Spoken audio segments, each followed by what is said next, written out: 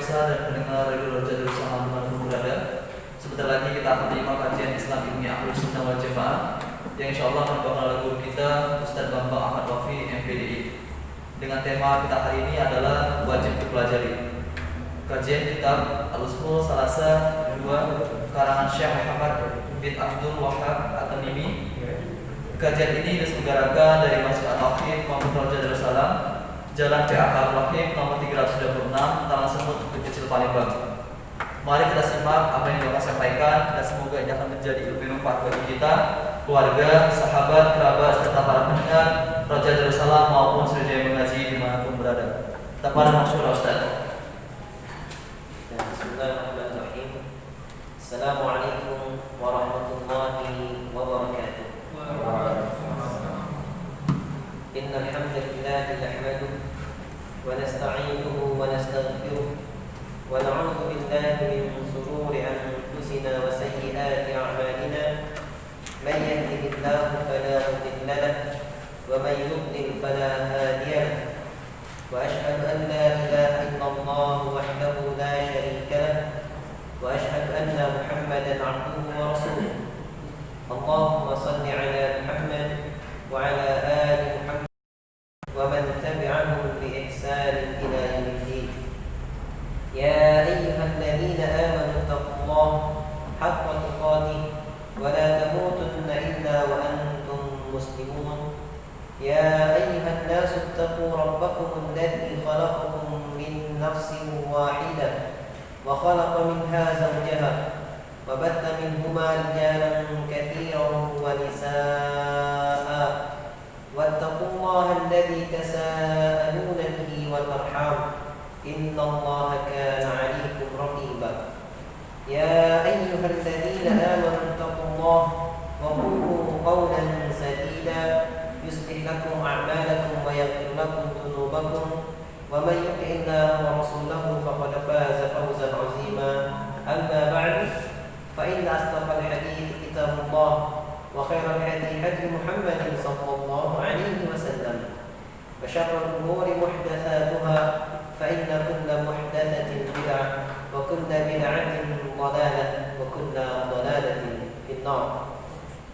Ikhwatul iman rahimani wa rahimakumullah, para pendengar Radio Roja Darussalam dan Sriwijaya Mengaji yang senantiasa dimuliakan oleh Allah Subhanahu wa taala. Alhamdulillah, kita bersyukur kepada Allah Subhanahu wa taala pada kesempatan kali ini kita diberikan kesempatan untuk bisa melanjutkan suatu pembahasan kajian yang merupakan tujuan penciptaan kita, yaitu kajian seputar ilmu tauhid, di mana kembali kita ingatkan bahwasanya Allah Subhanahu wa taala berfirman, "Wa ma khalaqtul jinna wal insa illa liya'budun." Tidaklah kuciptakan jin dan manusia kecuali agar beribadah kepadaku, kata Imam Ibnu Katsir rahimahullah, dan imam-imam yang lainnya di kitab-kitab tafsir yang lainnya mengatakan makna liya'budun ay liyuwahhidun, yaitu makna agar mereka beribadah kepadaku adalah agar mereka mentauhidkan Allah Subhanahu wa taala. Ikhwan iman rahimani wa rahimakumullah. Pada pertemuan yang lalu kita telah membahas makna bismillah. Dan sekarang kita lanjutkan sedikit makna Ar-Rahman Ar-Rahim. Karena Bismillahirrahmanirrahim, ketika kita memahami makna bismillah dengan nama Allah, takdirnya pekerjaan bismillah. Ketika kita tidak menulis, kita mengatakan bismillah, berarti takdirnya bismillah dengan nama Allah pun tidak menulis. Nah, Ar-Rahman Ar-Rahim sekarang. Apa makna Ar-Rahman Ar-Rahim? Ar-Rahman adalah ismun minal asma'il mukhtassati billahi azza wa jalla. Ar-Rahman adalah suatu nama dari nama-nama yang khusus untuk Allah Subhanahu wa taala. La yutlaqu ala ghairihi, yang tidak boleh nama ini disandarkan, dimutlakkan kepada selain Allah Subhanahu wa taala. War-Rahman ma'nahu al-muttasifu bir-rahmatil wasi'ah. Dan Ar-Rahman maknanya adalah zat yang tersifati dengan rahmat yang luas, dengan kasih sayang yang luas, dengan kasih yang begitu luas. Di sini ada faedah yang luar biasa. Jadi makna Ar-Rahman, kalimat Ar-Rahman tidak boleh Jadi kalau kasih nama anak, nggak boleh kasih nama anak Ar-Rahman. Karena Ar-Rahman nama yang khusus untuk Allah Subhanahu wa Ta'ala. Sebagaimana nggak boleh kasih nama anak Allah. Nggak boleh. Itu nama khusus untuk Allah Subhanahu wa Ta'ala. Terus bagaimana Ustaz? Saya ingin memberikan nama anak saya dengan ada lafal Ar-Rahmannya, maka diidhafahkan, disandarkan dengan nama yang menyatakan dia hamba Allah. Abdul Rahman. Abdul artinya hamba, Ar-Rahman adalah Allah. Maaf bahasa. Dia Abdul Rahman, Abdullah. Ya, karena namanya Allah, hambanya Allah. Tapi kalau dimutlakkan nama dia Ar-Rahman, Ar-Rahman ketika kita ucapkan kalimat Ar-Rahman maknanya Allah Subhanahu wa Ta'ala Ar-Rahman. Karena Ar-Rahman Allah adalah satu kemutlakan khusus dari Allah Subhanahu wa Ta'ala. Ya, jadi di antara kita perlu memahami ini agar kita tidak salah menempatkan pada posisi. Jadi nggak boleh saya ngasih nama anak Ar-Rahman, boleh dengan sandarkan Abdul Rahman atau Ibadur Rahman atau Khalil Rahman atau ya kalau nama masjid Baitur Rahman, ya rumahnya Allah, Baitullah, Baitur Rahman sama maknanya. Karena Ar-Rahman Allah lah, Ar-Rahman nama khusus dari Allah Subhanahu wa Ta'ala. Kemudian makna Ar-Rahman adalah sifatnya rahmat wasi'ah. Maksudnya apa? Rahmat kasih. Atau kalau kita gandengkan Ar-Rahman Ar-Rahim, maka kita terjemahkan yang Maha Pengasih dan Maha Penyayang. Ar-Rahman seharusnya kita maknai dengan mana kasih kalau kita gandengkan dengan Ar-Rahim. Nah, kasih di sini itu rahmat wasi'ah, maksudnya memiliki rahmat yang luas. Rahmatnya Allah, kasihnya Allah meliputi segala sesuatu. Musliman kana aw kafiran, mukminan kana aw kafiran. Baik dia seorang muslim ataupun kafir, baik dia seorang mukmin ataupun tidak, baik dia hewan maupun manusia, baik dia benda yang hidup maupun jamadat, benda-benda yang mati, semua mendapat kasih Allah Subhanahu wa Ta'ala. Dengan memahami makna tauhid seperti ini, makna Rahman, maka nggak akan ada lagi pertanyaan di diri kita, Ustaz, kok bisa? Ini saya ini orang yang beriman, kerja banting tulang siang malam tapi miskin aja. Tuh orang-orang kafir kaya raya. Saya mau jadi kafir aja. Enggak gitu. Kenapa? Kok orang kafir bisa kaya raya padahal dia kan kafir, nggak nyembah Allah, kan pemilik semuanya Allah. Kenapa dia Allah kasih, saya nggak dikasih? Bukan gitu ya, teman-teman. Ya, Allah Maha Pengasih, bagi Allah kasih siapa saja. Mau muslim, mau kafir, Allah kasih. Tidak ada menyia-nyiakan pekerjaan seorang hamba. Allah kasih semua. Tapi bedanya apa? Dunia jannatun lil kafir wa sijnun lil mu'min. Dunia itu surga bagi orang kafir. Namun neraka bagi orang yang beriman. Maksudnya apa? Jangan azab kalau itu atau mau kafir aja yang mendapatkan surga. Dan itu maksudnya. Semua yang dirasakan oleh kafir itu surga itu. Karena kata lagi ketika dia meninggal, dia akan diazab Allah dan azab yang lain. Ya, neraka bagi. Ustaz, berarti orang kafir itu memang bakal kaya raya? Enggak. Banyak orang kafir yang miskin menderita hidupnya. Itulah kalau orang bahasa Palembang bilangnya nggak ada ambilan. Kenapa? Sudah di dunia menderita, sengsara, ya akan tambah sengsara. Kalau di dunia dia kaya raya, istidraj min Allah. Ya, ulur-ulur hasilnya seorang tidak akan disiksa Allah Subhanahu wa Ta'ala. Atau orang beriman ada kaya-kaya. Banyak kaya raya dia misalnya. Senang hidupnya. Senang hidupnya itu masih neraka lagi. Di akhirat lebih senang lagi. Allah Subhanahu wa Ta'ala. Pakai tambah gimana seorang hamba? Karena pernah seorang Yahudi bertanya kepada seorang qadhi, seorang hakim, wahai qadhi, bukankah agama kalian mengatakan bahwasanya dunia adalah surga bagi orang kafir dan akhirat adalah neraka bagi orang beriman? Tapi kenapa engkau yang katanya dunia adalah neraka bagimu tapi engkau kaya raya? Sedangkan aku yang dikatakan dunia ini adalah kafir, dunia ini adalah surga bagiku tapi aku menderita. Bagaimana ini kebenaran agamamu? Seorang qadhi menjawab dengan santai saja. Penderitaan kamu ini surga bagimu, di akhirat lebih sengsara lagi. Dari akal melihat diriku sekarang, ini neraka bagiku, di akhirat akan mendapat yang lebih baik. Dan maka orang Yahudi tersebut masuk Islam. Ini di antaranya.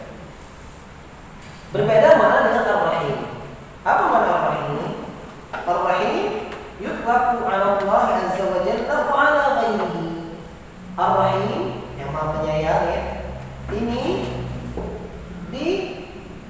mutlakkan kalimat Ar-Rahim ini kepada Allah dan kepada selain Allah.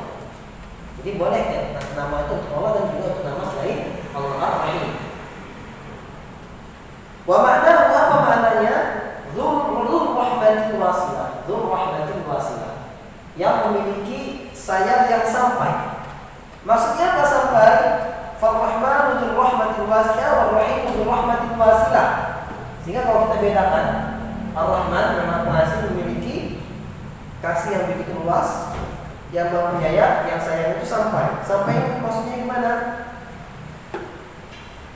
Fa idza jama'a, kalau kita gabungkan antara Ar-Rahman dan Ar-Rahim, sara al-muradu bir-Rahim an-nusim rahmatahu ila man yasha' min ibadi. Kalau digandengkan maknanya Ar-Rahman Ar-Rahim kan Bismillahirrahmanirrahim, maka ketika dibarengkan makna Rahim itu khusus. Makna Rahim adalah yang memiliki rahmat, yang disampaikan rahmatnya ini, sayang ini kepada siapa yang dia kehendaki dari hambanya. Berarti siapa saja Allah kehendaki dari kalangan kaum mukminin, orang-orang yang beriman, Allah kehendaki dari hambanya. Dalilnya apa? Firman Allah Subhanahu wa taala di Quran surat Al-Ankabut ayat ke-21. Allah Subhanahu wa taala berfirman,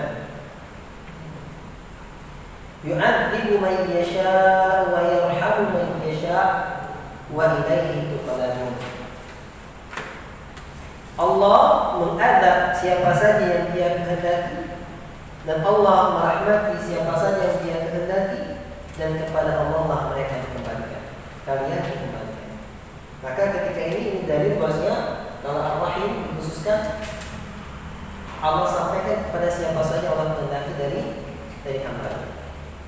Siapa hamba yang Allah kehendaki sayangnya Allah? Orang-orang yang beriman. Sehingga walaupun orang-orang yang beriman dan miskin misalnya, tapi Allah sayang dengannya.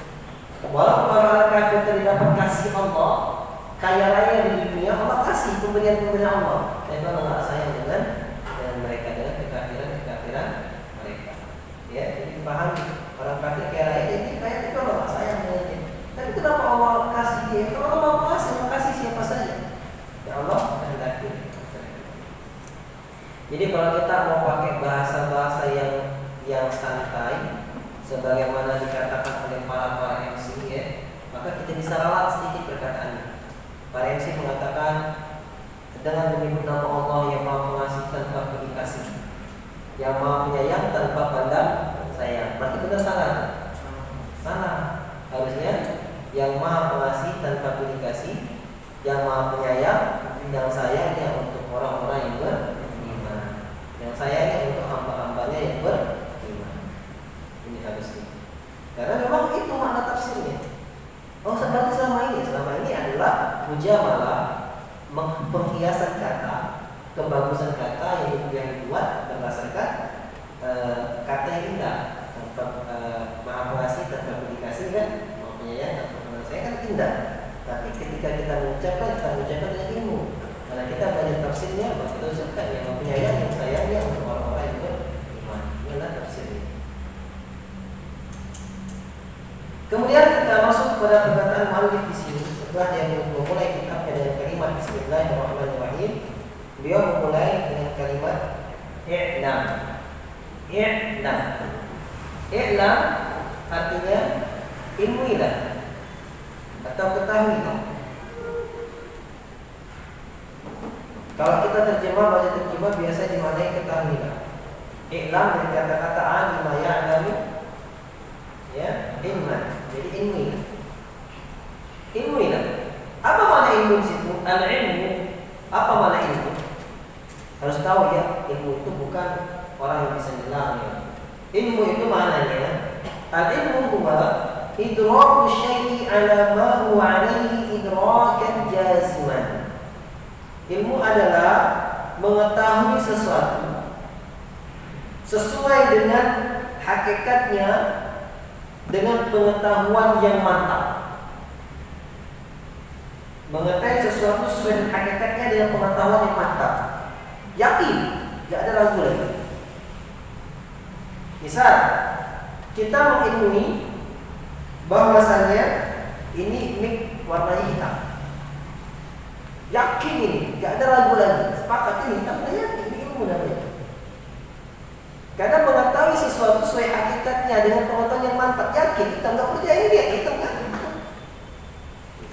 Ini ilmu. Kalau kita persentase 100% kebenarannya, itu ilmu. Emang ada 100% kebenaran? Ada. Makanya kan namanya ilmu. Jadi kita akan bahas. Nah, ilmu ini kata Imam rahimahullah ada tingkatan-tingkatannya.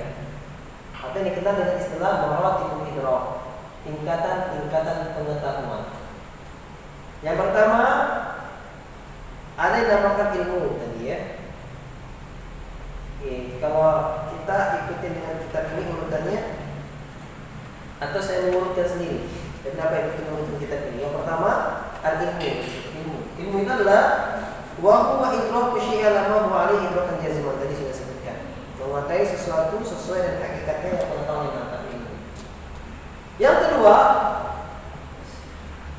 adalah al-jahlul basir. Al-jahlul basir. Al-jahlu artinya bodoh, al-basir yang pertengahan. Bodoh yang pertengahan. Bodoh sedang ya. Basir bisa dikatakan sedang. Bodoh sedang itu apa maksudnya? Wa huwa adamul idraki bil kulliyah. Dia tidak mengetahui keseluruhannya, enggak tahu pasti. Ya, enggak tahu. Intinya enggak tahu. Itu jahlul basir. Tidak mengetahui sesuatu itu jahlul basir. Antum tahu enggak umuran berapa? Enggak tahu, sudah jahlul basir. Enggak tahu mengetahui sesuatu. Yang ketiga, al-jahlul murakkab. Al-jahlul murakkab, jahl artinya kebodohan, al-murakkab artinya kuadrat. Bodoh kuadrat. Apa itu bodoh kuadrat? Wa huwa idraku syai'in ala wajhin yukhalifu ma huwa alaihi. Mengetahui sesuatu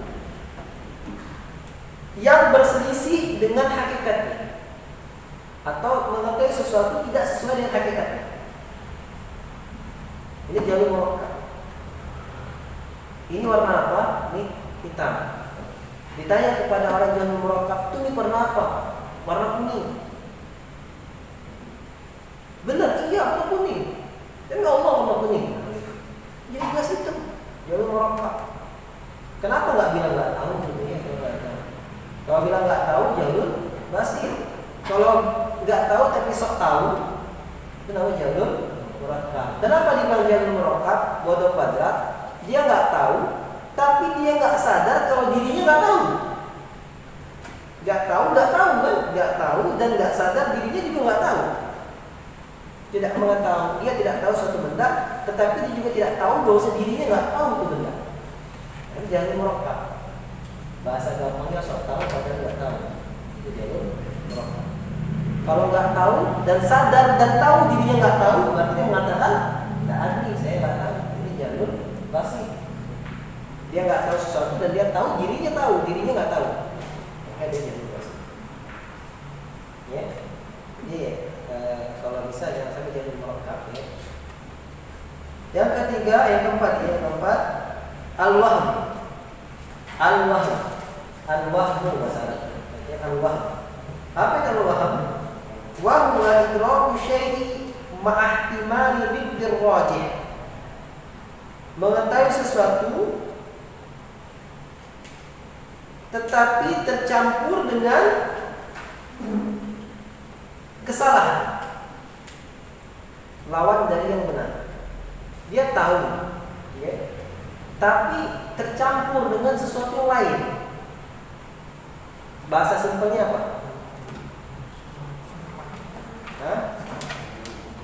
Ragu ya. Tapi di bawah ragu, waham itu di bawah ragu. Kalau kita presentasikan, kalau ilmu 100% tahu, kalau jahlul basir ya 10% lah. Jadi tahu tapi coba-coba tapi saat tahu sendiri nggak tahu. Jalur murakkab 0% ya. nggak tahu itu sok tahu. Terus yang waham ini kebenarannya 30-40%. Jadi dia mengatakan sesuatu itu tapi pengetahuannya salah. Nah itu waham. Simpelnya kayak gitu. Dia ditanya sesuatu perkara dia tahu tapi pengetahuannya itu salah. Maka itu waham. 40%, 30%, 40% lah kebenarannya. Setelah itu yang ke-5 asyak. Asyak itu artinya ragu. Asyak artinya ragu. Nah kalau ragu ini idraku syai'in mahtimal musawi. Dia mengatakan sesuatu tapi pengetahuan dia dengan ketidaktahuan itu sama. 50-50. 50-50. Nah, ini namanya ragu. Syak itu ada ragu. Jadi dia antara kebenaran dan tidak benar, tahu tidak tahu itu separuh-separuh. Maka ini bahasa Arabnya asyak itu ragu. Ragu seperti ini pun tidak bisa kita ambil dari. Justru harus kita tinggalkan kan. Nabi bersabda da'ma yaribuka ila ma la yaribuka. Tinggalkan yang meragukanmu kepada yang tidak meragukanmu. Ini pun harus ditinggalkan. Yang keenam, Adzon itu prasangka. Ya, prasangka. Wa huwa idraku syai'in mahtimal lidil marjuh. Mengetahui sesuatu yang lebih condong kepada kebenaran.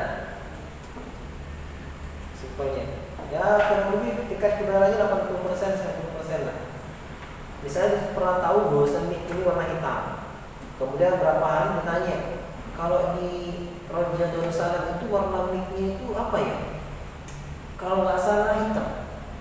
Ya, rasanya hitam. Saya kira warna hitam. Nah ini prasangka. Tapi lebih cenderung kepada kebenaran. Ini zon. Ya. Berarti zon itu cenderung benar. Tapi zon yang cenderung benar ini pun Allah suruh jauhi. Zonnya cenderung kebenaran, tapi Allah pun suruh jauhi. Allah berfirman dalam Quran surat Al-Hujurat,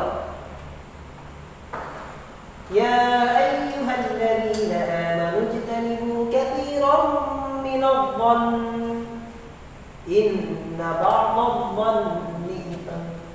Wahai orang-orang beriman, jauhilah sebagian besar dari prasangka.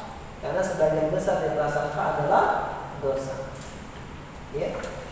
Jadi makanya kita dituntut untuk berjalan di atas ilmu.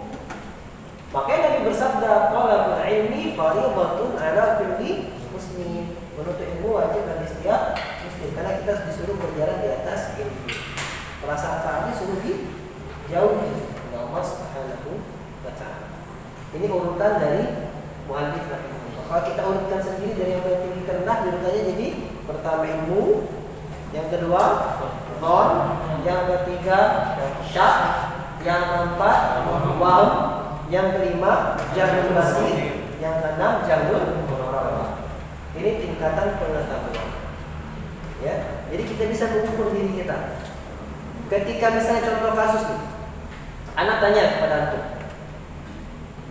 apa sih hukum minum khamr? Apa hukumnya? Haram. Itu apa? Ilmu, zon, syak, waham, jahlul. Hah? Ilmu. Berarti ilmu itu apa? Mengetahui sesuatu sesuai dengan hakikatnya dia pengetahuan yang mantap. Tentu yakin tidak pengetahuan itu? Dalilnya apa?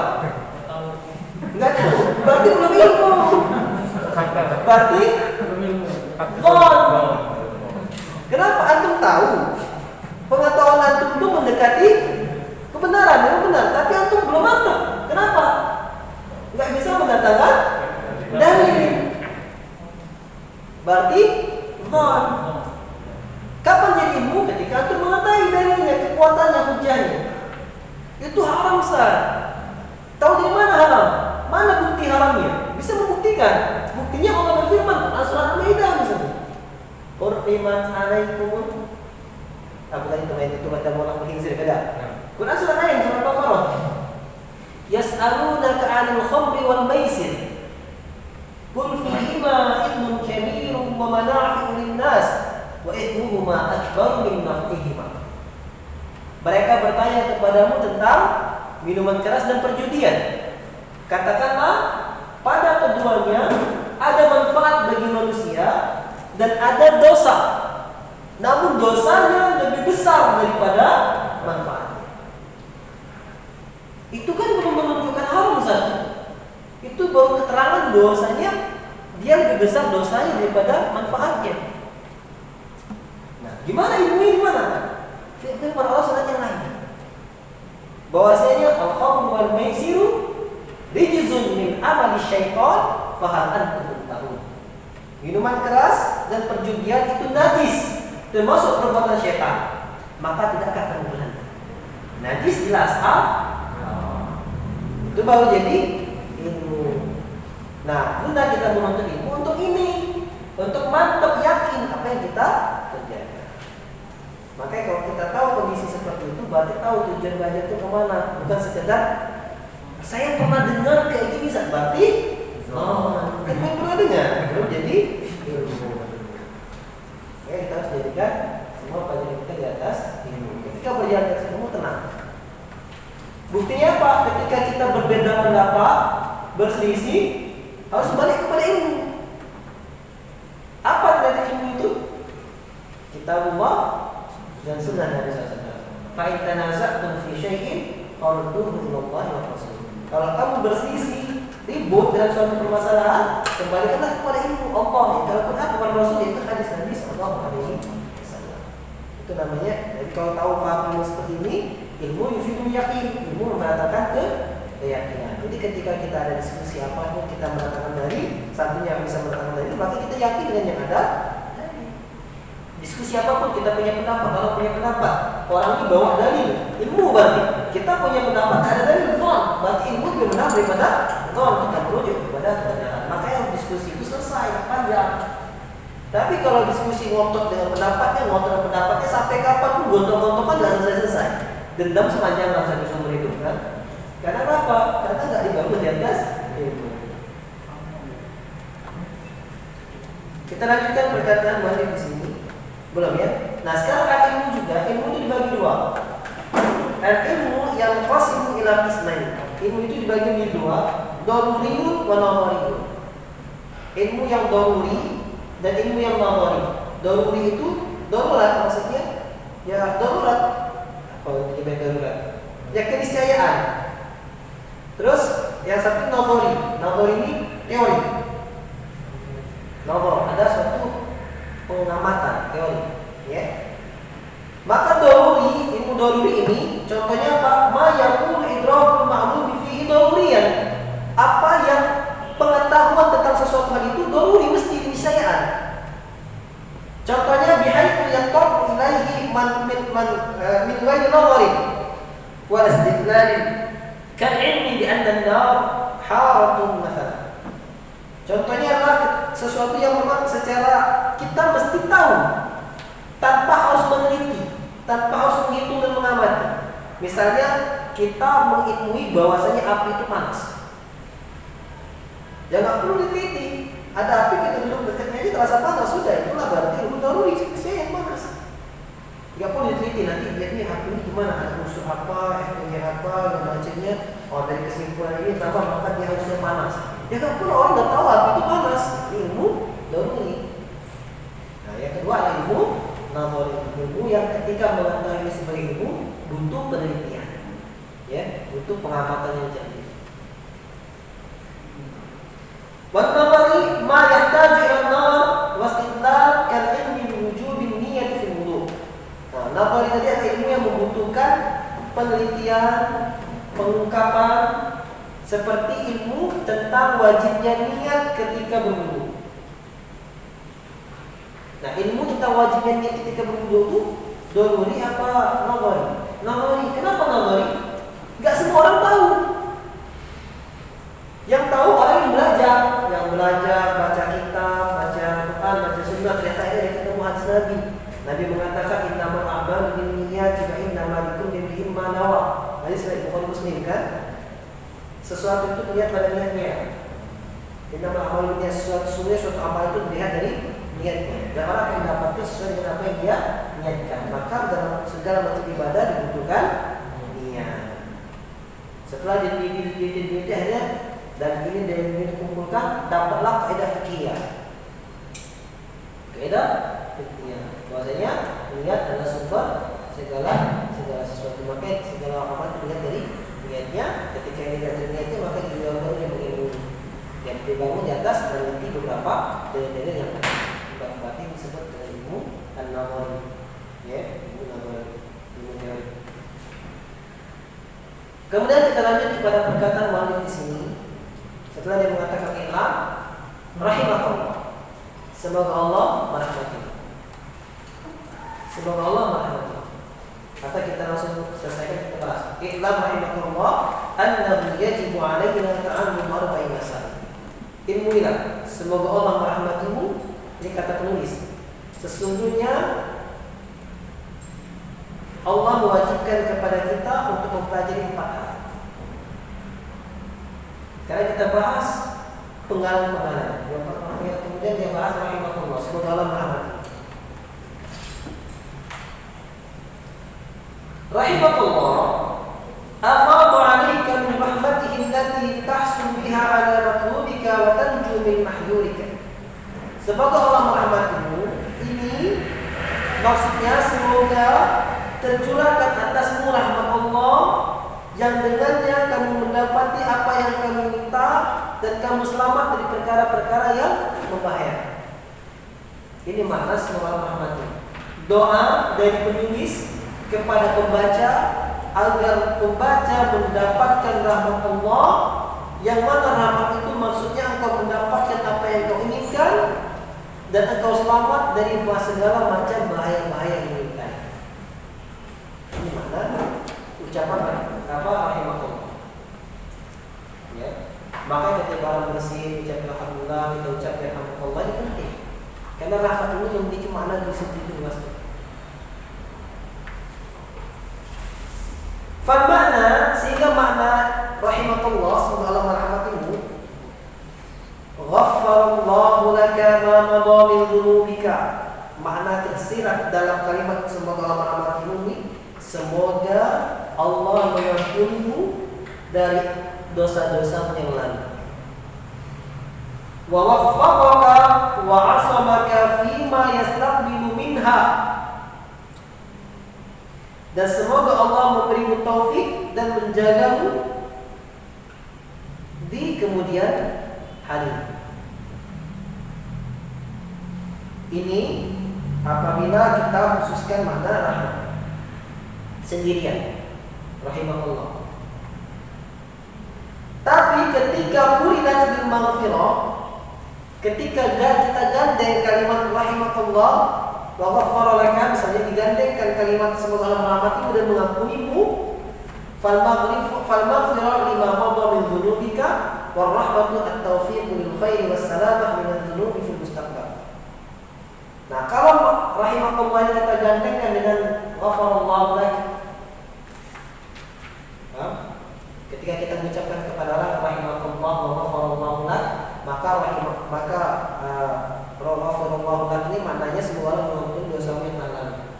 Rahimahullah, semoga Allah memberimu taufik kepada kebaikan dan keselamatan dari dosa-dosa pada kemudian hari. Ini maknanya ketika digandengkan. Rahmat memiliki makna semoga diberi taufik, menjalankan kebaikan dan selamat dari dosa. Maghfirah, ampunan, ghafarallahu laka, memiliki makna semoga Allah mengampuni dosa-dosamu yang telah lalu.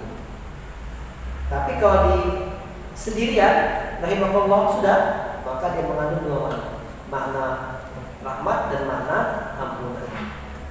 Paham? Jadi kita mengucapkan rahimahullah sudah cukup mewakili dua hal, mohon rahmat yaitu taufik dan mohon ampunan dari dosa-dosa yang telah lalu. Kalau kita ngomong dua-duanya, maka rahmat maknanya sendiri, taufik, maghfirah maknanya mohon ampunan. Sama kayak kita bilang Rahman dan Rahim tadi. Ketika dibilang sendirian, berarti maknanya ya kasih sayang semuanya. Tapi ketika Ar-Rahman dan Rahim disebutkan dua-duanya, Rahman untuk orang-orang semuanya, muslim atau kafir semuanya dapat, Rahim hanya untuk orang-orang yang beriman. Sama juga dengan kalimat muslim dan mukmin. Muslim dan mukmin. Ketika kita sebut muslim sudah cukup masuk di dalamnya mukmin. Atau kita bilang mukmin masuk di dalamnya muslim. Maknanya itu masuk. Yaitu orang yang beriman kepada Allah, yang muslim kepada Allah. Tetapi kalau kita bilang dua-duanya untuk kaum muslimin dan mukminin, orang yang Islam dan orang yang mukmin, maka muslim makna sendiri, mukmin makna sendiri. Muslim makna istislam lillahi bil tauhid wal qiyam lahu bil ta'ah wal bara'atu min asyirk wa Muslim itu berserah diri kepada Allah dengan tauhid, tunduk patuh kepada Allah dan menjalankan ketaatan dan berlepas diri dari pelaku-pelaku syirik dan berlepas diri dari perbuatan syirik dan pelaku syirik.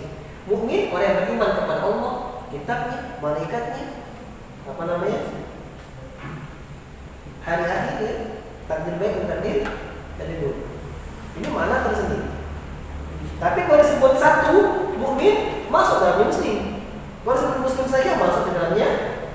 Ya dalam bahasa Arab atau dalam syariat, lafal-lafal idza ijtama'a tafarraqa wa idza tafarraqa ijtama'a. Lafal-lafal ketika disebut sendirian dia mengandung dua makna.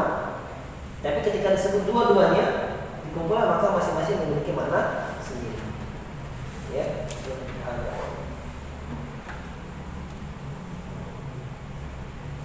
Kemudian wasni'ul mu'allif rahimahullah ta'ala yadullu ala inayatihi wa syafaqatihi bil mukhatabi wa qasdil khair lahu. Nah, penulis di sini dengan memulai rahimahullah, semoga Allah merahmatimu, ini menunjukkan perhatian penulis ini dan cintanya kepada orang yang diajaknya bicara, yaitu pembaca.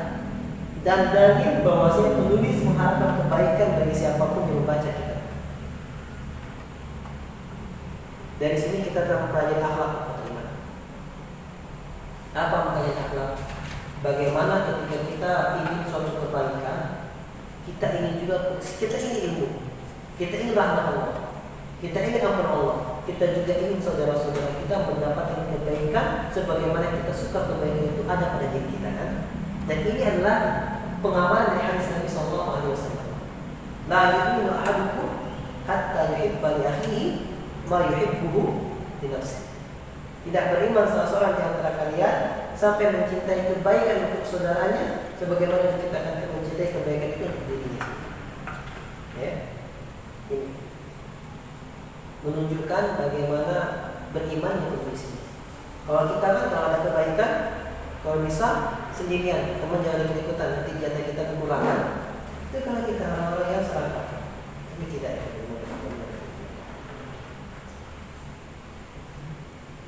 Kemudian makna perkataan mu'allif di sini, annahu yajibu 'alaina ta'allumu arba'i masail, bahwasanya wajib bagi kita untuk mempelajari 4 hal.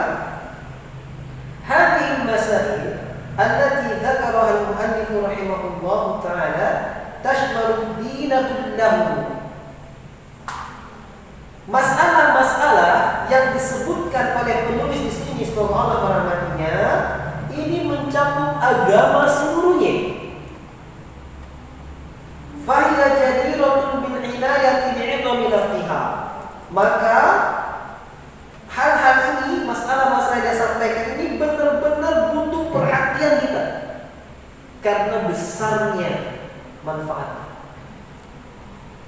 Lihat bagaimana dia menyusun jalbul siraf, jalbul intibah. Bagaimana tulis ini menarik perhatian pembaca.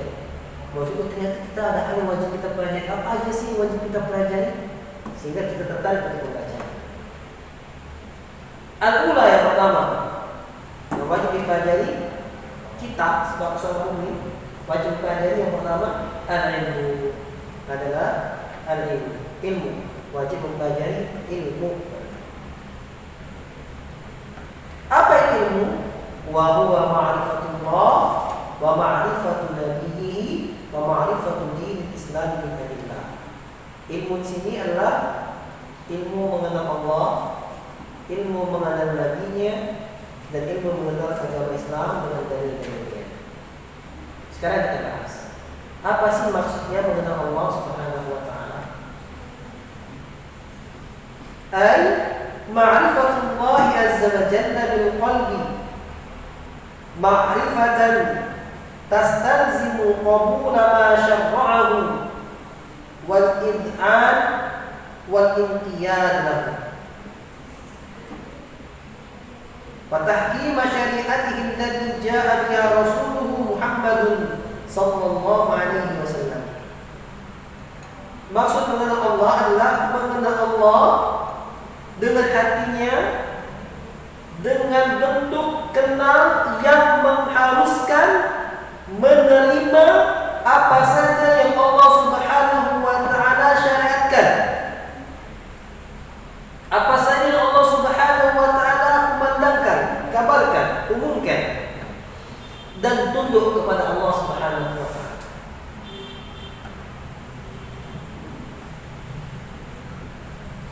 Wa tahkim syari'atihi dan bisa berhukum dengan syariatnya yang ja'a biha Rasulullah Muhammad sallallahu alaihi wasallam, yang datang dengannya Muhammad sallallahu alaihi wasallam.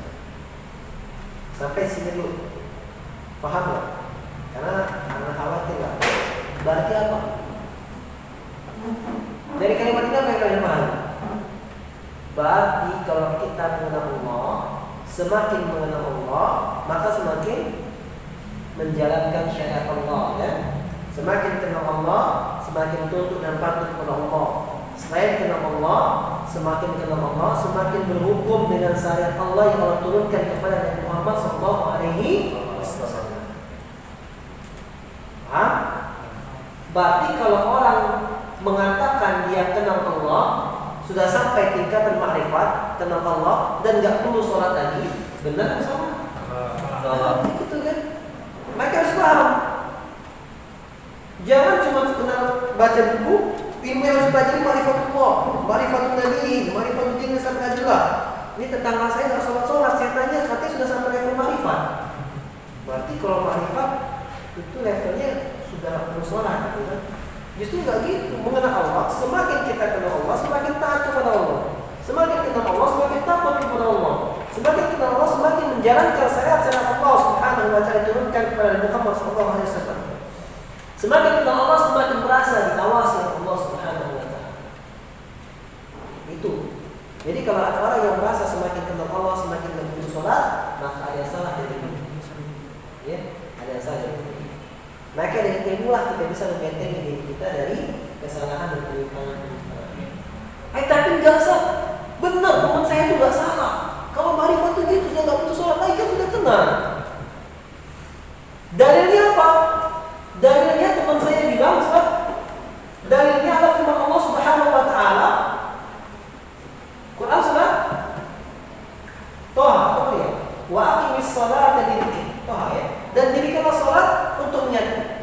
Nah, dia sudah ingat Allah, makanya enggak butuh sholat lagi. Benar ada dalilnya Al-Quran. Benar kan dalilnya Al-Quran? Yang salah apanya? Ilmunya yang salah. Bagaimana standar yang menafsirkan Al-Quran seperti itu? Tafsir siapa? Bagaimana kita tafsir? Bukan sebab tafsir. Dirikan sholat untuk mengaku. Berarti sholat yang kita dirikan ini bukti kita mengingat Allah Subhanahu wa taala. Kalau kita nggak sholat, mana bukti kita ingat Allah Subhanahu wa taala? Ini yang dipahami oleh para sahabat. Masih nggak percaya? Sudah, masih nggak percaya. Sekarang kita lihat siapa manusia yang bertakwa di muka bumi ini? Rasulullah sallallahu alaihi wasallam. Siapa yang paling kenal akan Allah Subhanahu wa taala? Rasulullah sallallahu alaihi wasallam. Siapa yang paling kuat ibadahnya? Rasulullah sallallahu alaihi wasallam. Siapa yang paling makrifat Allah? Rasulullah sallallahu alaihi wasallam. Itu pun dia ibadahnya ketok. Salat malam sampai kaki muka. Ya. Puasanya luar biasa. Ya ini. Kok antum bisa lebih hebat dari Nabi sallallahu alaihi wasallam? Agama mana ini? Masih enggak paham juga? Apalagi yang harus dikatakan. Jadi yang harus semakin kita menjalankan ilmu, semakin selamat kita dari kesalahan. Kemudian di antara bentuk mengenal Allah Subhanahu wa taala, wa yata'arrafu al-'abdu 'ala rabbih bin nadhari fil ayati syar'iyyati fi kitabillahi azza wa jalla wa sunnati rasulih sallallahu alaihi wasallam. Bagaimana seorang hamba itu bisa mengenal Allah? Ini pertanyaan. Maka seorang hamba bisa mengenal Allah dengan nazar, melihat, mencermati ayat-ayat Allah asy-syar'iyyah. Mencermati ayat-ayat syariat Allah Subhanahu wa taala. Ayat syariah atau ayat Al-Qur'an. Kalau ayat-ayat kauniyah, ayat-ayat yang ada di alam semesta ini, tanda-tanda yang alam semesta. Dia memperhatikan ayat-ayat Allah yang syar'iyyah. Dari Al-Qur'an. Baik dari Al-Qur'an maupun dari hadis Nabi sallallahu alaihi wasallam. Ini caranya. Cara yang pertama.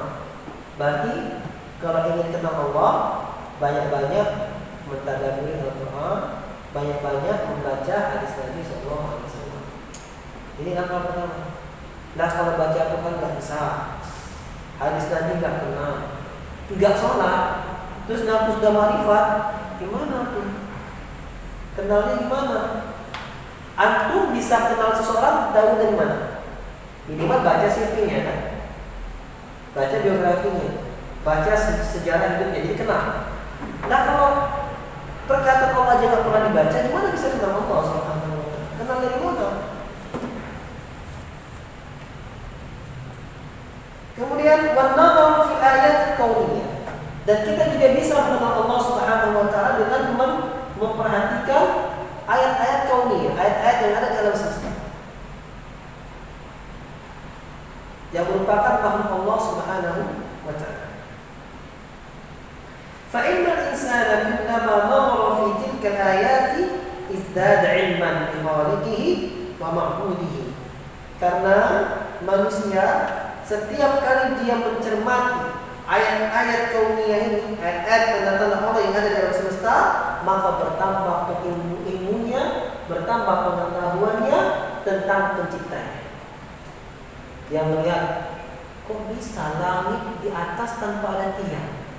Berarti hebat banget tuh penciptanya. Nabi Muhammad Allah Subhanahu wa taala. Kok bisa bintang-bintang tuh di langit gak jatuh ke bumi? Tambah lagi hebat banget penciptanya Allah Subhanahu wa taala. Itu di antara jadi ayat ini. Kok bisa berganti siang malam? Pas siang malam, gak pernah tabrakan. Tahu-tahu begini, gak pernah. Berarti hebat sekali yang ngaturnya Allah Subhanahu wa taala. Ini di antara kita mentadabburi ayat. Allah Subhanahu wa taala berfirman, "Wa fil ardi ayatun lil muqinin wa fi anfusikum afala tubsirun." Dan di muka bumi ada ayat-ayat, ada tanda-tanda kekuasaan Allah bagi orang-orang yang yakin, dan juga ada pada diri-diri kalian. Maka tidakkah kalian memperhatikannya? Allah Subhanahu wa taala. Di diri kita juga ada. Nanti kita lihat hidung kita. Hidung kita Masya Allah bagus. Ada yang mancung keluar, ada yang mancung ke dalam. Tapi semua lubangnya ke bawah. Alhamdulillah. Coba kalau semua lubangnya ke atas, hujan repot nadanya kan? Ini di antara tanda-tanda kebesaran Allah Subhanahu wa taala. Jadi di diri kita pun ada tanda-tanda kebesaran Allah Subhanahu wa taala. Tidakkah kamu memperhatikan dengan Allah Subhanahu wa taala? Siapa yang bisa buat bentuk tubuh proporsional kayak gini? Dengan tubuh bentuk kayak gini, kecil kayak gini, bisa berbuat apapun di muka bumi. Gajah badannya besar tapi nggak bisa buat seperti kita. Gajah nggak bisa suruh buat nganyam tikar gitu kan? Kita bisa, karena badan kita kecil. Gajah suruh bangun gedung tinggi nggak bisa, kita bisa, karena badan kita kecil. Siapa yang bisa buat badan proporsional kayak gini dengan fungsi yang luar biasa, dengan perhitungan yang luar biasa? Hebat sekali penciptanya Allah Subhanahu wa taala. Nambah lagi gimana? Maka semakin mendalami ayat-ayat Allah Subhanahu wa taala, semakin beriman kepada Allah Subhanahu wa taala. Ya, apa ayatnya? Kalau Allah ciptakan kita dengan keadaan sebaik-baiknya, walaqad khalaqnal insana fi ahsani taqwim. Kami telah menciptakan manusia dalam keadaan kondisi sebaik-baiknya, proporsional yang luar biasa. Ya. Tambah lagi kita iman kepada Allah Subhanahu wa taala. Inilah makna firman Allah Subhanahu wa taala dalam surat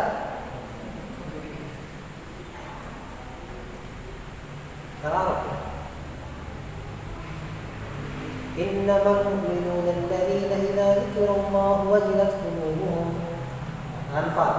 Wa idza tuliyat 'alaihim ayatuhu zadatuhum imana wa 'ala rabbihim yatawakkalun. Sungguh hanyalah orang beriman apabila disebut nama Allah gemetar hatinya. Dan apabila dibacakan kepadanya ayat-ayat Allah, ayat syar'iyyah Quran dan hadis Nabi SAW maupun ayat kauniyah di tubuh kita dan di alam semesta, zadatul iman, bertambah keimanannya kepada Allah Subhanahu wa taala. Wa 'ala rabbihim yatawakkalun. Dan hanya kepada Allah mereka bertawakal, bersandar. Ini datanya. Tapi kita kebanyakan lalai. Dikasih Allah pikiran, dikasih Allah pengamatan, bisa mengamati ayat Allah, kita sibuk mengamati hitung-hitungan matematika ya. Oke, kita mau berapa? Untuk mungkin bisa dilihat. Ini diantara dilalaikan. Innamal hayatud dunya la'ibun wa lahu. Ya. Wamal hayatud dunya illa mata'ul ghurur. Dan tidak ada kehidupan dunia kecuali kesenangan yang dunia.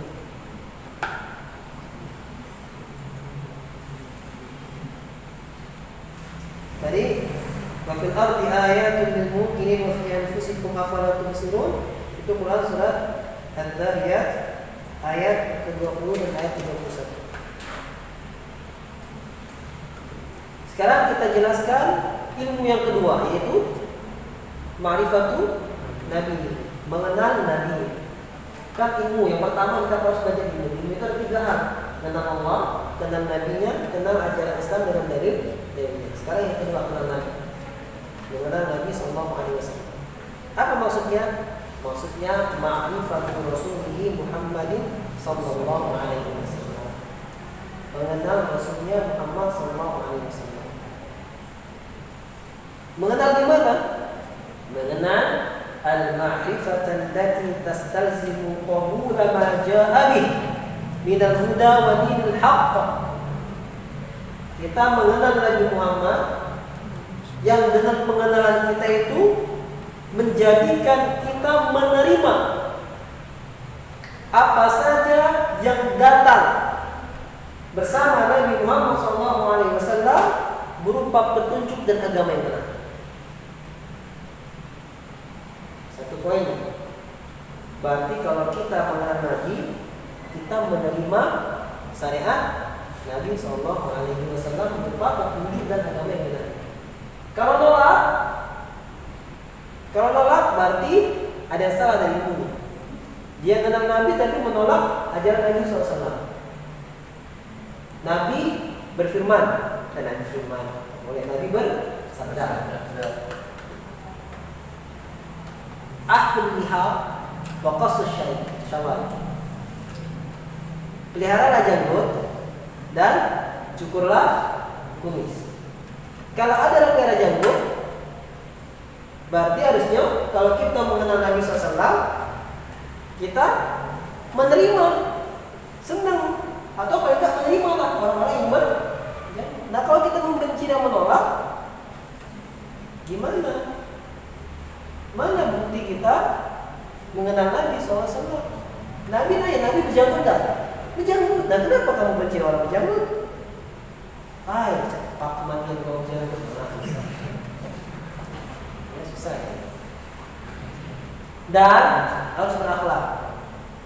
Jangan suka bantah-bantahan itu. Jangan dilawan. Maka ketika berdakwah harus hikmah. Kalau dilawan tak selesai-selesai. Misal orang bilang, kamu nih pakai janggut terus kayak kambing tau. Antum bantah, jangan, sudah, alhamdulillah. Kok alhamdulillah? Alhamdulillah kayak kambing. Pertama, kambing hewannya halal, makanan kesukaan Nabi. Kalau sudah mendekati Idul Adha, harganya mahal. Kulitnya bisa dipakai, ya kan? Dagingnya bisa disate, berlemak. Alhamdulillah. Alhamdulillah. Senang kan? Alhamdulillah. Kenapa marah? Kenapa mau marah? Alhamdulillah. Dan bahkan ketika Nabi Ismail mau disembelih itu diganti dengan kambing. Alhamdulillah. Sudah cukup sampai situ. Jangan ditambah. Kalau ditambah, nah kalau nak ganti jenggot, apa? Bikinlah hewan yang tidak ada jenggot apa?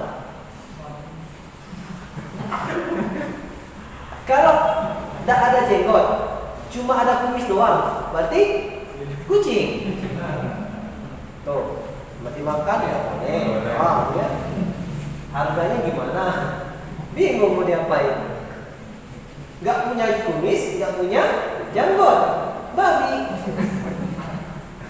Dagingnya halal, suruh dijauhi. Setiap dagingnya mengandung cacing pita, ya apa manfaatnya? Ribut kan jadinya. Tidak usah dibahas lagi, cukup sampai situ. Sudah alhamdulillah dibilang babi, alhamdulillah sudah. Kalau kan bilang, nah kami tentu tidak pakai jenggot babi, nah repot.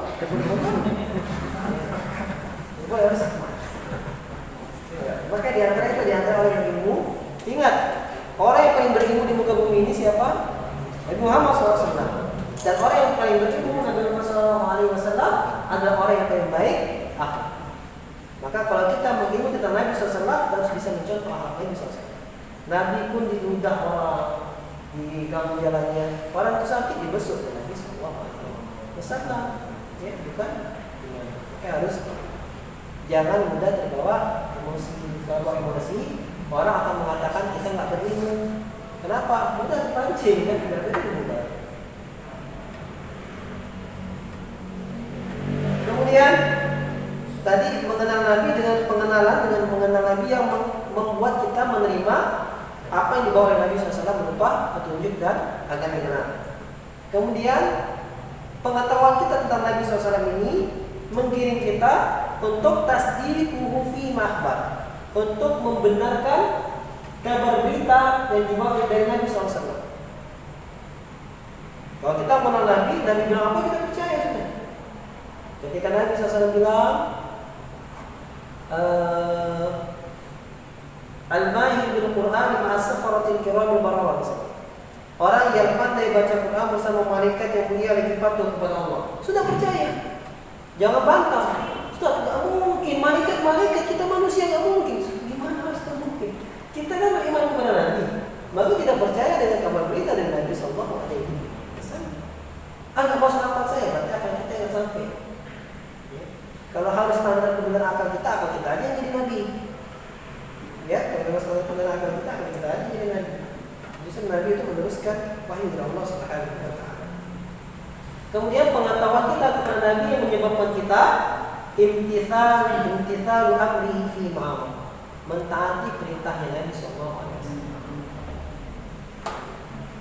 Kemudian wajtinabu ma nahaa anhu wa zajar, dan meninggalkan apa yang dilarang dan diperingati Nabi sallallahu alaihi wasallam. Tinggalkan. Sudah itu tertanam di diri kita. Kemudian kita baca hadis Nabi. Ternyata Nabi pernah bersabda sebuah hadis yang diriwayatkan oleh Muslim. Iyyakum wal kadhiba, fa innal kadhiba yahdi ila al-fujur, fa innal fujura yahdi ila an-nar. Hati-hati, jangan sekali-kali kalian bohong, karena bohong akan menggiring kepada dosa, dan dosa akan menggiring kepada neraka. Berarti jangan bohong. Jangan masih bantah. Ustaz, tidak apa-apa bohong untuk kebaikan. Tuh Nabi bilang jangan bohong, hati-hati, jangan sekali-kali bohong. Kurang kuat apa penegasannya? Iyyakum wal kadhiba, hati-hati, jangan sekali-kali kamu. Ustaz, tapi untuk kebaikan. Betapa banyak yang kita anggap baik ternyata tidak. Kita misalnya pergi ke pasar, ada uang kembalian, sudah orang tua uang kembalian, ya kita balikin. Ya, kenapa? Kalau saya kasih tahu ada saya dimarah, sudah nggak usah diam aja. Untuk kebaikan, saya bohong untuk kebaikan. Kebaikan berlanjut. Coba sampaikan dulu. Ketika disampaikan, maaf tadi gantinya lebih ada uang lebih tadi saya ini saya kembalikan. Bisa jadi, sudah untuk kamu aja, dapat halal. Bisa jadi. Maka dari bilang bil haqq walau kana murran. Katalah kebenaran walaupun baik. Prediksi kita itu kalau dikasih tahu nanti bahaya, nanti ribut, nanti apa, itu bisikan setan. Kasih tahu dulu, lihat apa hasil. Bisa jadi bagus, bisa jadi buruk. Seperti kisah seorang musafir yang makan buah atau suatu kebun, minta kerjanya datang ke ibunya. Ternyata ibunya itu baru mau masuk kalau dia mau nikah dengan anaknya. Tapi anak ini cacat, buta, bisu, nggak bingung.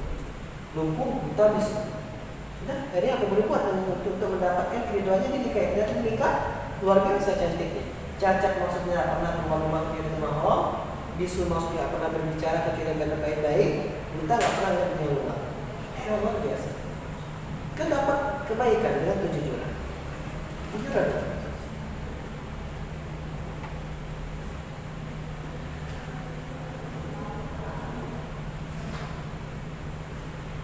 Kemudian wa tahkim syariatihi wa ridha bi hukmihi. Pengetahuan kepada Nabi, pengetahuan tentang Nabi yang membuat kita berhukum dengan syariat Nabi sallallahu alaihi wasallam dan ridha dengan hukumnya Nabi sallallahu alaihi wasallam. Ya, ridha hukumnya Nabi sallallahu alaihi wasallam. Allah Subhanahu wa taala berfirman dalam Quran surat An-Nisa ayat ke-65. Fala wa rabbuka la yu'minun hatta yuhakkimuka fima shajara bainahum thumma la yajidu fi anfusihim harajan mimma qadaita wa yusallimu taslima. Fala wa rabbuka, demi Rabbmu, demi Allah Subhanahu wa taala. Ini Allah bersumpah dengan diri.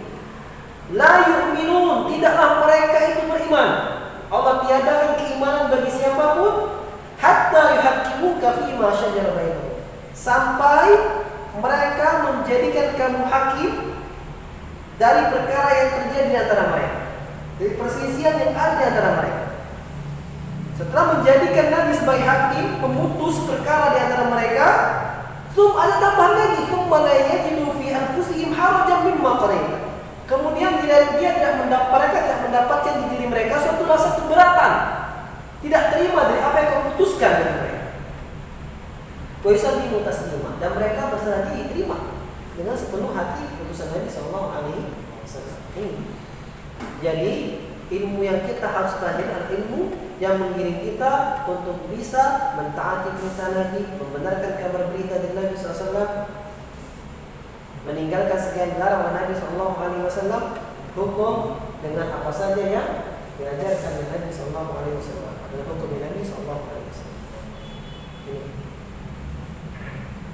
Dan Allah Subhanahu wa taala juga berfirman dalam surat An-Nur ayat 51. Innama kana qaulal mu'minina idza du'u ila Allah wa rasulihi liyahkuma bainahum an yaqulu sami'na wa ata'na wa ulaika humul muflihun.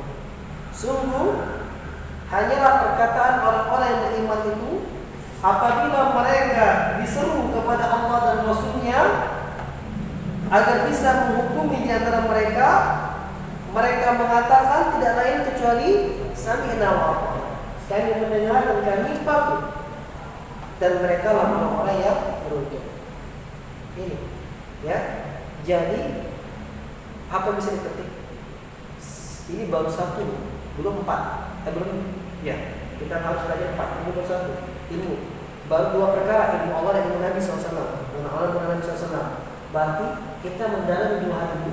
Yang terjadi pada diri kita mudah dinasihati. Ketika kita salah, disampaikan hukum salah. Kenapa Nabi bilang kayak gini? Sami'na wa ata'na. Karena baru 2 ini belum kita bahas 4-4-nya. Tapi kalau kita koreksi diri kita, ketika kita datang saudara kita menasihati kita dan dibangun dari kita salah, ya misalnya kita suka menggibai orang misalnya, terus teman kita datang menasihati, jangan gibah, ini perkara yang dilarang orang Muslim. Allah berfirman dalam surah Hujurat, ya, dan Nabi SAW bersabda, marah, apa dia? Tahu lagu saya misalnya. Apa yang tahu daripada kamu? Yang sampai itu benar, fakta lagi. Nuduh hibah. Atau jelasin lagi, tapi justru itu namanya hibah.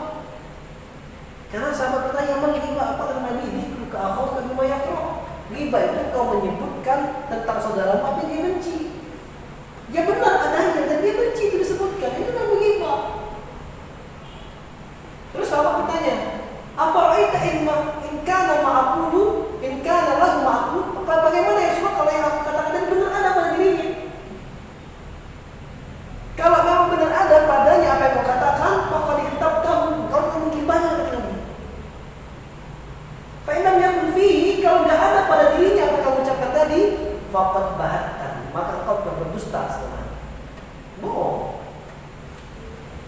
marah lagi dia. Marah lagi. Berarti koreksi diri kita, berarti hati kita sakit, susah menerima nasihat, berarti keimanan kita masih dipertanyakan, berarti kita belum mengenal Nabi Sallallahu Alaihi Wasallam, berarti kita belum mengenal Allah Subhanahu Wa Taala dengan sebaik-baiknya, maka jalan lagi tauhid. Ya, dari mulai kita belum bertauhid kepada Allah Subhanahu Wa Taala. Jadi ukuran diri kita. Ya. Kalau kita kaitkan dengan perkataan Ibnu Qayyim, di antara dalil sakitnya hati seseorang adalah sulit menerima nasihat. Jadi ketika kita merasakan ada orang nasihati, senang hati, jazakallahu khairan, alhamdulillah berarti hati kita hati lagi sehat, selamat. Tapi kalau kita terasa dongkol, kesemaran nasihati, berarti hati kita sedang sakit. Dan itu sudah ada obat, baik baca Tuhan, baik belajar, ya, baik zikir kepada Allah, agar bisa mengobati hati-hati kita yang sakit.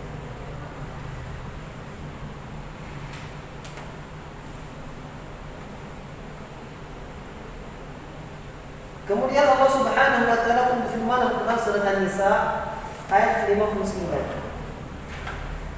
Fa in tanaza'tum fi syai'in farudduhu ila Allah wal Rasul in kuntum tu'minuna billahi wal yawmil akhir dzalika khairun wa ahsanu ta'wila. Maka jika kalian berselisih dalam suatu perkara, kembalikanlah ia kepada Allah, yaitu Al-Quran dan Rasul dan hadis Nabi Sallallahu Alaihi Wasallam. In kuntum tu'minuna billahi wal yawmil akhir. Jikalau kalian benar-benar beriman kepada Allah dan hari akhir, dzalika khairun wa ahsanu ta'wila. Itulah yang terbaik dan sebaik-baik penafsiran. Ya. Jadi kalau berselisih yang sebaik-baik kembalikan, sebaik bicara dikembalikan kepada Allah dan Rasul. Dan sampai-sampai pun Allah Subhanahu wa taala berfirman dalam Quran surat An-Nur ayat yang ke-63. Allah Subhanahu wa taala berfirman, "Falyahdharil ladzina yukhalifuna 'an amrihi an tusibahum fitnatun aw yusibahum 'adzabun alim." Maka hendaknya berhati-hati orang-orang yang menyelisihi perintah Allah Subhanahu wa taala. Hati-hati dari apa?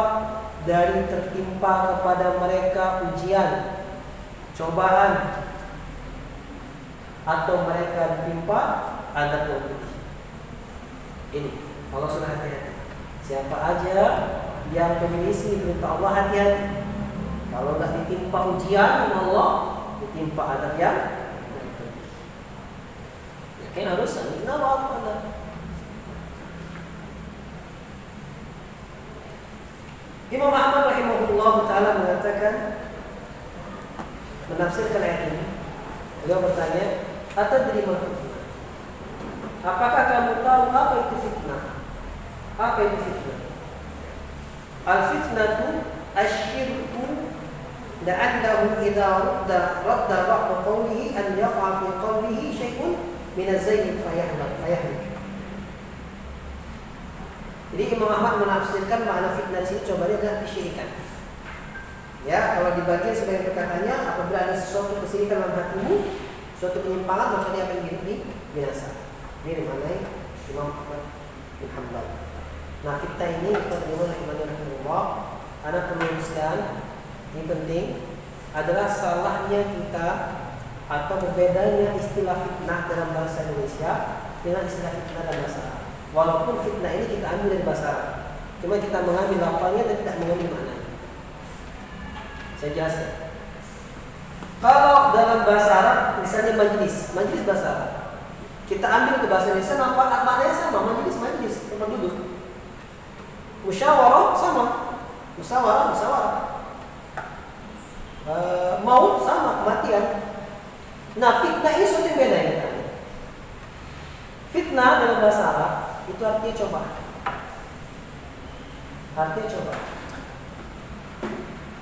Dalilnya apa? Dalilnya adalah sabda Nabi Sallallahu Alaihi Wasallam, "Wa ma taraktu fitnatan ashaddu 'ala al-rijali min an-nisa."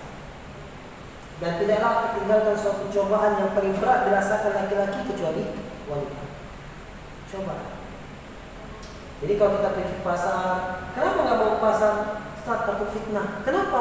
Banyak akhwat-akhwat yang buka pakaiannya berpakaian tapi telanjang misalnya. Apa maksud takut fitnah di situ? Ya percobaan, uji imannya. Bukan fitnah menuduh orang tanpa bukti. Apa hubungannya? Anak takut fitnah, takut menuduh orang tanpa bukti. Gimana menuduh orang? Enggak kan? Fitnah bahasa Arab. Kalau bahasa Indonesia kan menuduh orang tanpa menuduh orang tanpa bukti bahasa Arab. Buhtan tadi fakat bahasa Arab lah untuk disebutkan bahasa Arab. Ya. Itu secara bahasa. Nah, ini waktu mungkin saya akan jelaskan makna fitnah ini sebelum kita lanjut kepada yang ketiga. Dari inilah ikhwan iman pentingnya manhaj dalam beragama. Urgensi manhaj dalam beragama. Ya. Manhaj itu metode beragama. Berbeda dengan manhaj tempat berjalan. Ketika kita beragama, manhaj kita adalah memahami Al-Quran dan Sunnah dengan pemahaman generasi terbaik, yaitu sahabat, tabi'in, dan orang-orang yang berikutnya yang jalan terbaik. Ini kan manhaj kita yang kita jelaskan pada pertemuan yang pertama. Apa sih pentingnya? Sangat penting. Kalau kalian cuma mengandalkan berpegang teguh pada Quran dan Sunnah, tapi pemahaman terserah kalian, maka bisa rusak kerusakan. Contoh, saya buat teman, ini saya buat teman, karena mohon perhatiannya semua.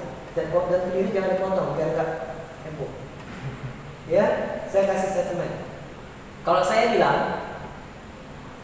kalau kamu suka menuduh saudaramu tanpa bukti atau suka menfitnah saudaramu sesama muslim, maka hukumnya kafir. Terima? Antum terima nggak? Ya dulu terima nggak? Nggak terima? Nggak terima ya? Mau salah satu orang tanpa bukti atau fitnah orang jadi kafir? Nggak terima? Saya bawa dalil. Dalilnya firman Allah Subhanahu Wa Taala Quran surah Al-Baqarah. Wal fitnatu asyaddu minal qatl. Fitnah itu lebih besar dosanya daripada pembunuhan. Dua lembar setelahnya Allah firman wal fitnatu akbaru minal qatl. Fitnah itu lebih besar dosanya daripada pembunuhan. Tadi fitnah itu lebih kejam daripada pembunuhan, asyaddu. Yang kedua, fitnah itu lebih besar dosanya daripada pembunuhan. Fitnah dosanya lebih besar daripada bunuh. Allah berfirman dalam Quran surah Al-Maidah, "Wa may yaqtul mu'mina muta'ammidan fajazaohu jahannam khalidan fiha." Dan barang siapa membunuh seorang mukmin secara sengaja, maka balasannya neraka jahanam, dia kekal di dalamnya. Tidak ada yang kekal di neraka jahanam kecuali orang-orang kafir. Menfitnah saudaramu lebih besar dosanya daripada membunuh, berarti lebih kafir lagi. Terima nggak? Hah? Terima nggak? Tidak, ini ada Al-Quran surah Al-Baqarah sama Al-Maidah. Itu membantah Allah dan Rasulnya. Allah berfirman, "In tanaza'tum fi syai'in farudduhu ila Allahi wa Rasul." Kalau kamu berselisih suatu perkara, kembalikan kepada Allah dan Rasulnya. Saya datangi berkata Allah, saya bawa firman Allah. Antum nolak begitu saja dengan akal kalian. Itu adalah perkara yang membalik. Allah antah hukum, saya berkata itu binasa. Aku katakan kalau Allah wa Rasul, pantakulu qala Abu Bakar Umar. Aku bilang kata Allah dan Rasul, kalian bilang kata Abu Bakar Umar. Binasa kalian. Ya. Terima sekarang kalau sudah memfitnah saudaranya kafir, mau nggak mau harus terima. Tapi ini salah. Kenapa? Karena saya memahaminya dengan akal. Bukan apa yang dipahami oleh para sahabat. Bukan apa yang dipahami oleh tabi'in. Bukan yang dipahami oleh ahli tafsir, para ulama, Imam Katsir, Tabari dan lain. Karena yang mereka pahami apa? Kita lihat baca tafsir Imam Katsir. Kita lihat tafsir Tabari, kita lihat semua tafsir. Ternyata berkata Ibnu Abbas, berkata Mujahid, para sahabat berkata apa? Al-fitnah di sini maknanya adalah asyirk, kesyirikan. Kenapa? Ya karena syirik dikaitkan dengan ayat sebelumnya, kesyirikan lebih besar dosanya daripada pembunuhan. Benar. Kenapa? Karena membunuh, bertobat dia, membunuh, dikisos dia, membunuh, dia dimaafkan oleh keluarga yang membunuh, dia bayar dia, selesai dosanya. Tapi syirik, Allah berfirman dalam surah An-Nisa, Innallaha la yaghfiru an yushraka bihi wa yaghfiru ma duna dzalika liman yasha. Sesungguhnya Allah tidak mengampuni dosa syirik, tidaklah mengampuni dosa selain syirik bagi siapa saja Allah. Dan Allah pun berfirman, la in asyrakta la yahbatanna 'amaluka wa la takunanna minal khasirin. Kalau kamu berbuat syirik, maka akan batal semua amalanmu dan kamu termasuk orang-orang yang merugi. Maka kesyirikan memang lebih besar daripada kesyirikan, lebih kejam daripada. Jadi makna ayat itu fitnah sebenarnya kesini. Sebenarnya pemahaman para sahabat.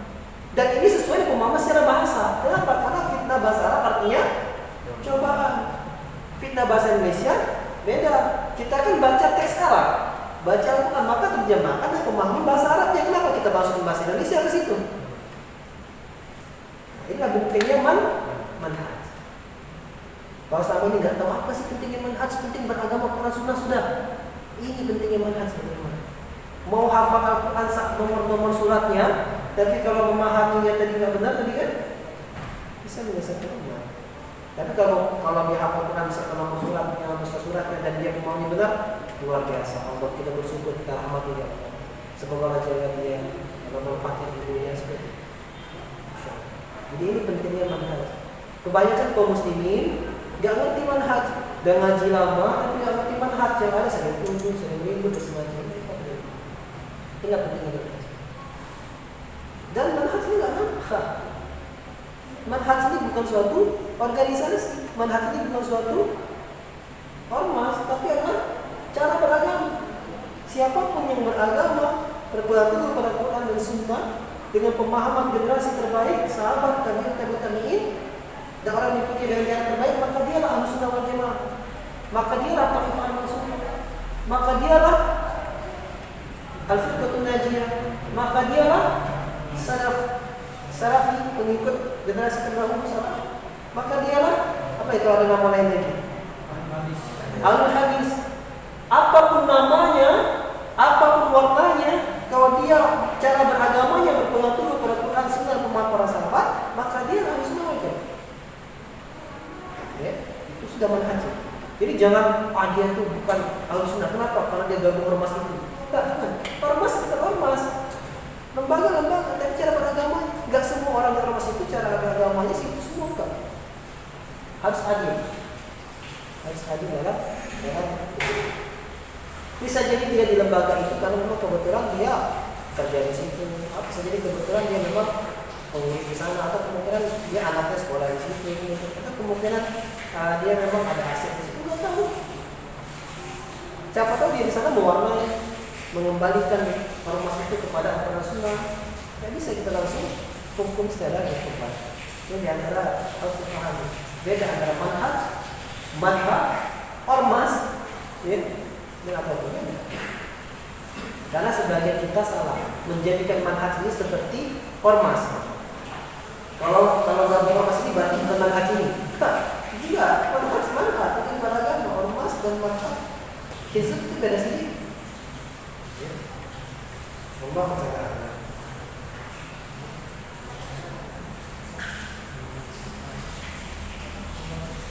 Ya. Yang terakhir ya, ma'rifat din Islam, mengenal agama Islam dengan dalil-dalilnya. Apa maksudnya? Maksudnya mengenal agama Islam dengan dalil-dalilnya adalah al-Islam bil makna am, mengenal Islam dengan makna umum. Apa itu Islam dengan makna umum? Huwa at-ta'abbudu lillahi bima syara'a mundu arsalallahu rusulah ila an taquma as-sa'ah. Itu adalah beribadah kepada Allah dengan syariat, dengan apa yang Allah syariatkan sejak Allah mengutus para rasul sampai terjadi hari kiamat. Ini makna Islam secara umum.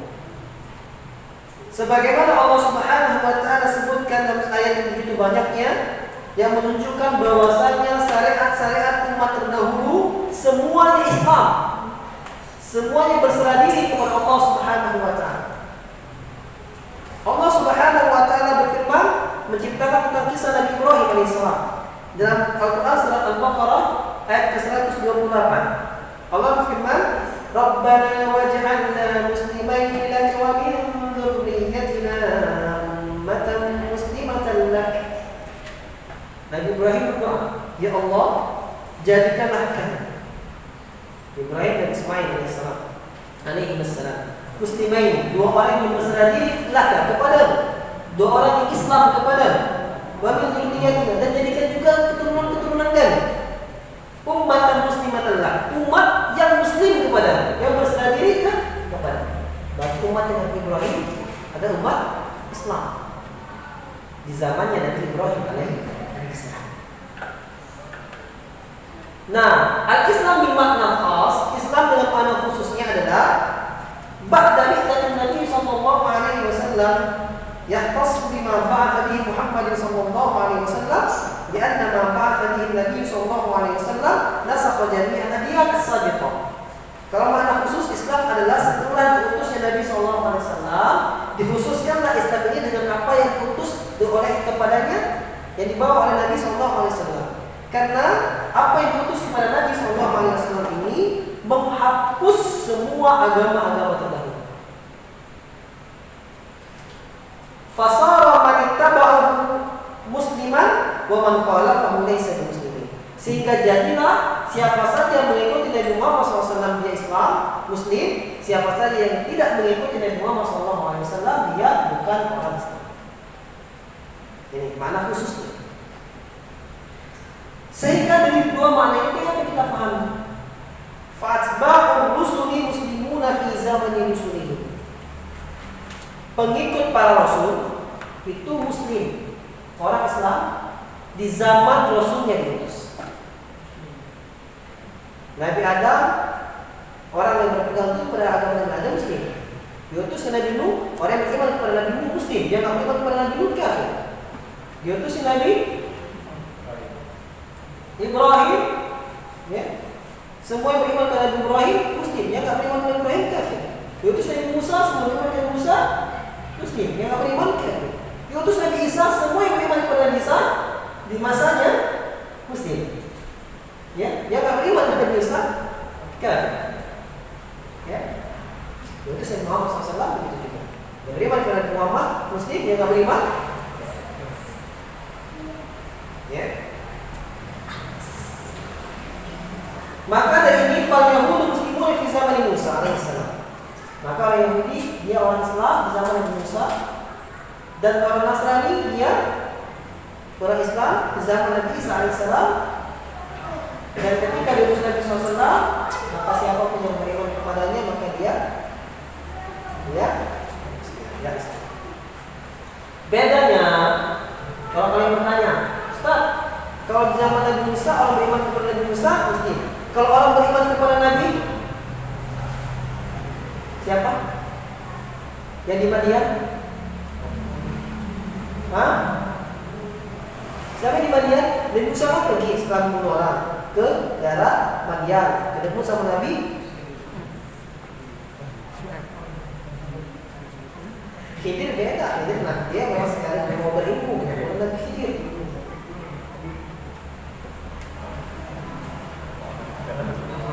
Nah, siapa? Nabi Saleh. Ya, saya pertama. Siapa ayo? Yang di Madian.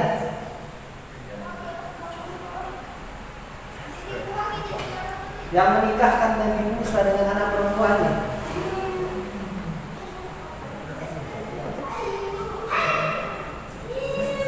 Nah, ya, KPR. Berarti di zaman itu banyak nabi. Yang Nabi Musa berdakwah muslim. Yang berdakwah di kaumnya mengikuti nabi ini muslim kaumnya. Karena kenapa? Masing-masing nabi diutus ke umatnya. Nabi Musa diutus ke Bani Israel. Nabi tersebut yang kalian PR namanya diutus ke penduduk Madian. Ya kan? Nah, tapi Nabi Muhammad SAW diutus untuk alamin rahmatan lil alamin, rahmat semesta alam. Maka setelah diutus Nabi Muhammad SAW, mau dia Bani Israel, mau dia penduduk Madian, mau dia penduduk manapun, harus beriman kepada Nabi Muhammad SAW. Ketika tak beriman kepada Nabi Muhammad SAW, maka dia itu maksudnya.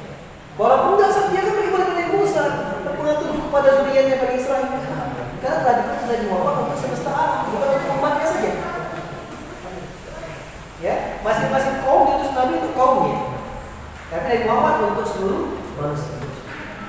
Ya, ketemu sama Nabi belum?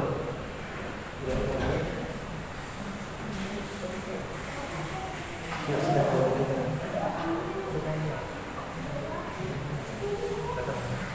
Wahada din Islam, agama Islam ini huwa dinul maqbul indallah, Allah agama yang diterima oleh Allah Subhanahu wa taala, an-nafi li sahibihi, yang bermanfaat bagi pemeluknya. Allah berfirman, "Inna ad-dina indallahi Islam." Sesungguhnya agama yang diterima di sisi Allah adalah Islam. Quran surat Ali Imran ayat ke-19. Ya. Dan Allah Subhanahu wa taala berfirman dalam Quran surat Ali Imran juga ayat ke-85, "Wa man yabtaghi ghayra al-islam dinan falan yuqbala minhu wa huwa fil akhirati minal khasirin." Dan siapa saja yang mencari agama selain Islam, maka tidak diterima darinya dan dia di akhirat termasuk orang-orang yang merugi.